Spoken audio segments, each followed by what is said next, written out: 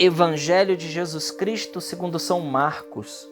Glória a vós, Senhor. Naquele tempo, Jesus se manifestou aos 11 discípulos e disse-lhes: Ide pelo mundo inteiro e anunciai o Evangelho a toda criatura.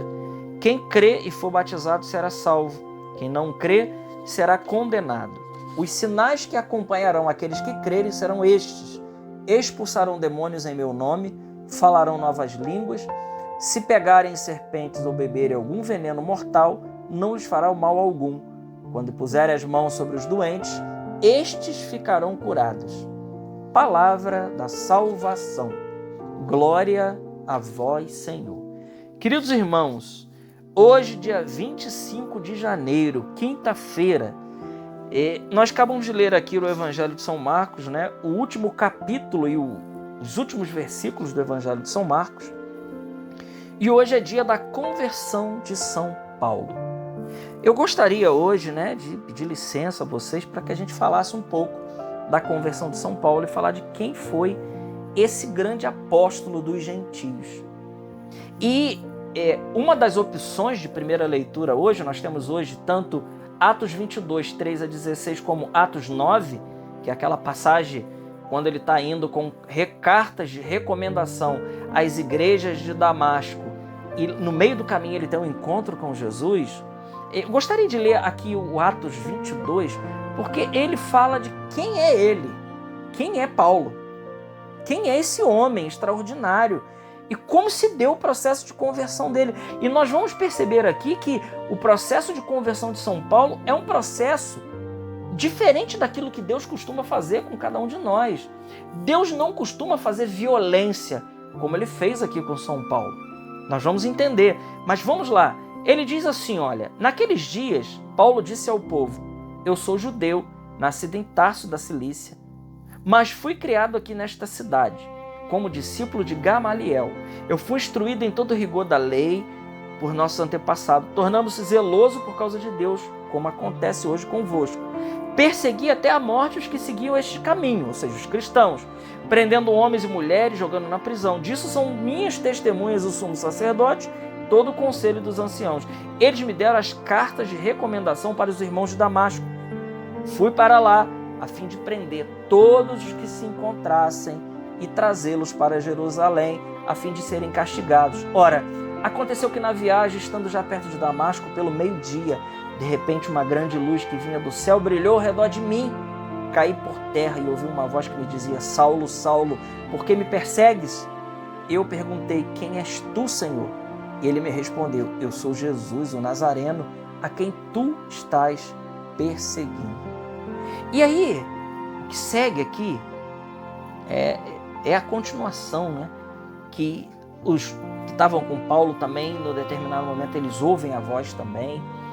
Paulo, ele fica cego e depois ele vai para que Ananias reze por ele e as escamas caiam dos olhos de Paulo. Tudo isso tem um sentido espiritual. Veja, quem é esse homem? Ele diz aqui, né, um homem que tinha cidadania romana, um homem que era judeu, mas tinha cidadania romana, que era também fariseu, ou seja, era um conhecedor profundo da lei, não era qualquer pessoa, era alguém que conhecia a Torá de cós salteada.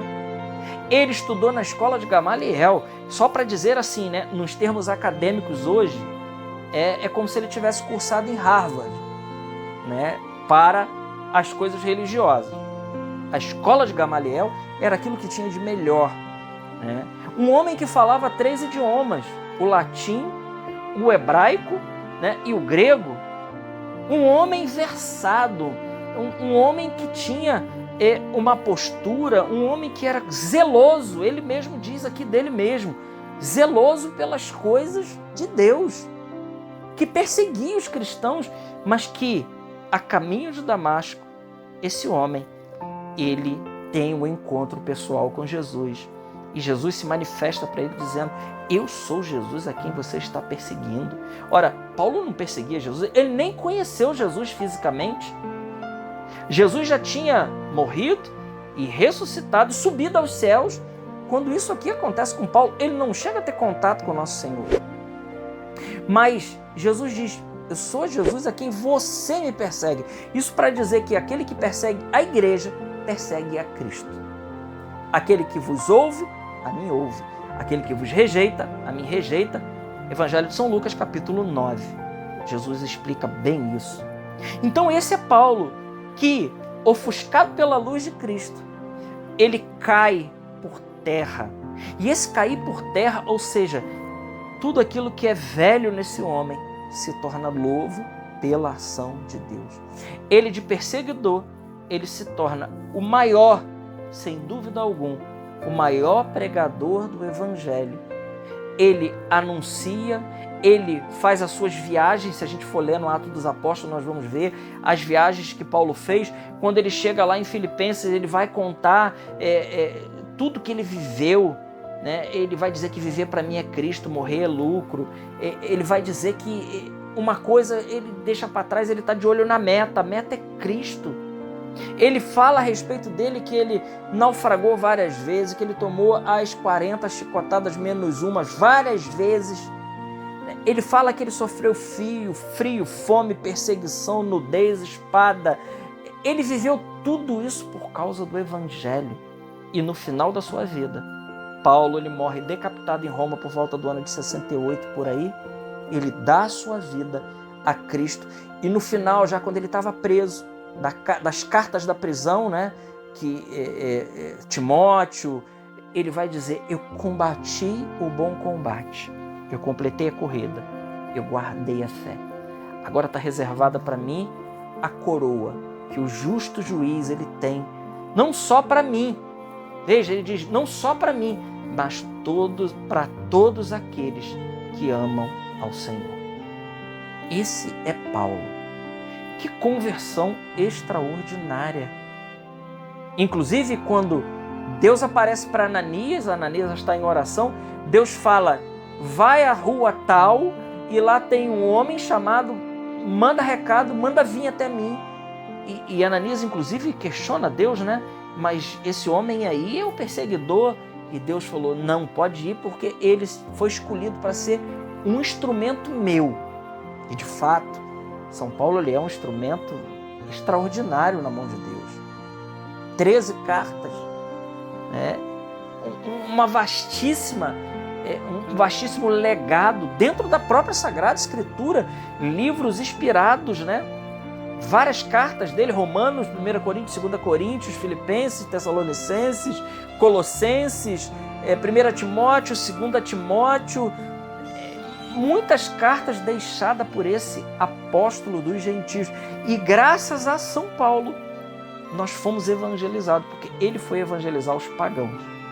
Os apóstolos ficaram detidos ao povo judeu, e Paulo, ele vai, né, aos pagãos, e ele vai anunciar a palavra de Deus com desassombro, com parresia, com destemor. Ele está pronto para anunciar a Cristo, porque ele foi tocado por Jesus.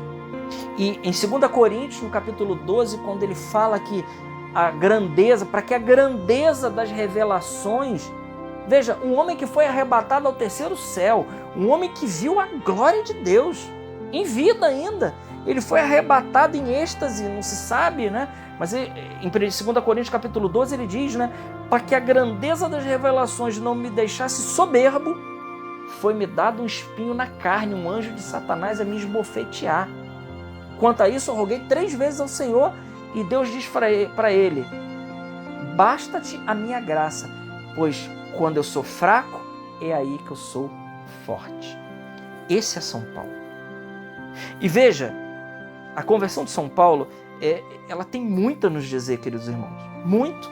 Ela é profunda para cada um de nós, porque ela mostra algo, que quando Jesus ele habita um coração, seja qual coração for, quando esse coração se derrama diante de Deus, e quando Deus ele entra profundamente, ele pode tirar de um perseguidor um grande evangelizador.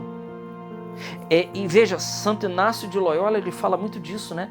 Que Deus, quando ele pega um instrumento seu, ele trabalha com vícios com virtudes opostas. Santo Inácio tem muito isso nos seus exercícios espirituais, né?